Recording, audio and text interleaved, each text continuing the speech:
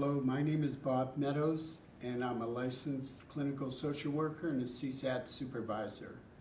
And my name is Dan Morris. I'm also a licensed clinical social worker and a CSAT, and I am with a practice in Rochester, New York called the Kavod Center. I'm actually the president of the Kavod Center. And today we want to talk to you about the map, the 30-task map, which is, this is the 30-task map. We created a 30-task map so that people can make use of it, and there are a number of ways to make use of it, of course. Bob, you want to say anything about it? Yes, when new people come into our office, the addict and the partner, we find out what their issue is and their problem. And I'm sure you know how nervous new people are and anxious. They've just come from other psychotherapists. They haven't met any CSAT therapists. And they're confused and uncertain. And we define what the problem is, and then we say, and we have a solution. And what we do is we appeal to the frontal cortex, because an addict is in their midbrain. And what we do is we point to the 30 tasks and say, in the green tasks, the first 7 tasks, the addict gets abstinence from the behavior.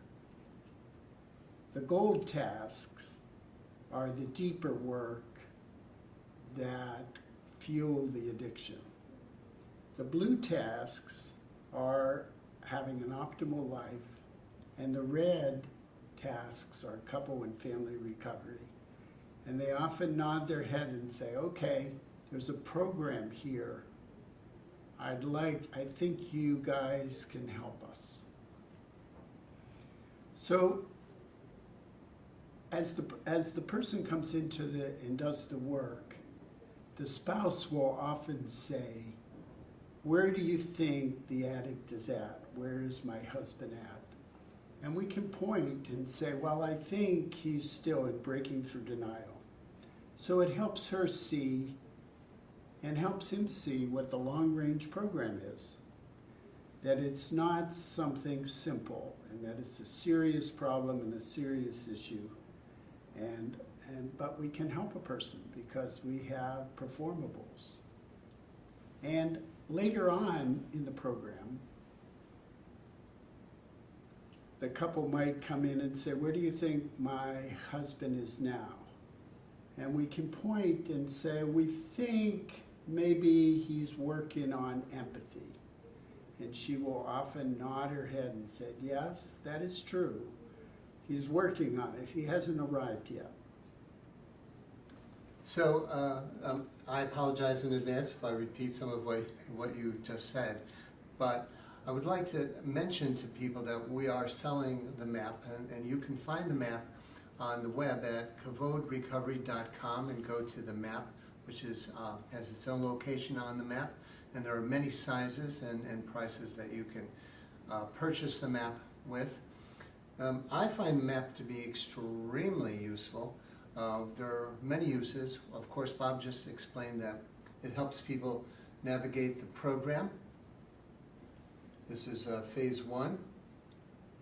It also helps people when they come in for the first time to see that in fact you have a program that is put together, is coherent, and it takes place over time, and that people can learn this program, and that it differentiates you from other people who say they do sex addiction treatment, which of course we know they're probably not. Like, for example, when people come in to the program, it's an opportunity to introduce the program. I typically just say, this is the program here.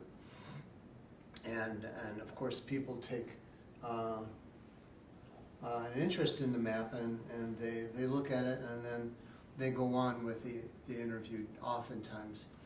The map also is very good to use for having an online presence. It's there in our website, and people can take the map and put it on their website for a cost. So what people then begin to say to the public who come to your website that is that you have a program. This is the program, instead of the competition who's generally saying we have a program, but in no way do they mention what that program is. So people have no clue really what's being offered. Here you're saying this is what we have and this is what we have offered. People who come to us for treatment and they stay in program for a length of time will say, we chose you because actually you have a program. And I couldn't tell what other people had, what they were offering us, and so we stayed with you. Another thing that's very useful is we put these up in the group rooms and in the individual therapist office. And even when we're not talking about them, people are looking at them.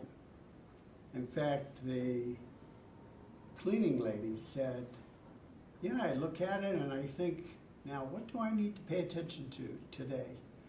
And so she goes about thinking about it. And I'm sure that's what other clients and patients do, is they're thinking about, it gets into their subconscious.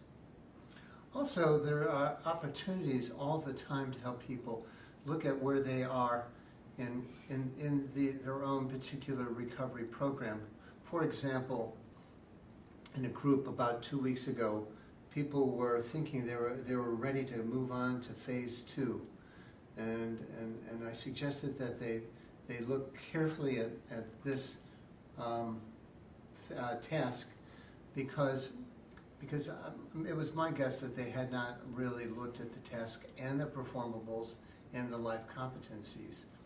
And so they took the task here, they opened up facing the shadow, and they looked at the tasks that they had yet to complete, the performables that they weren't even aware were a part of the tasks, and came to understand quickly that they really were not ready to do this.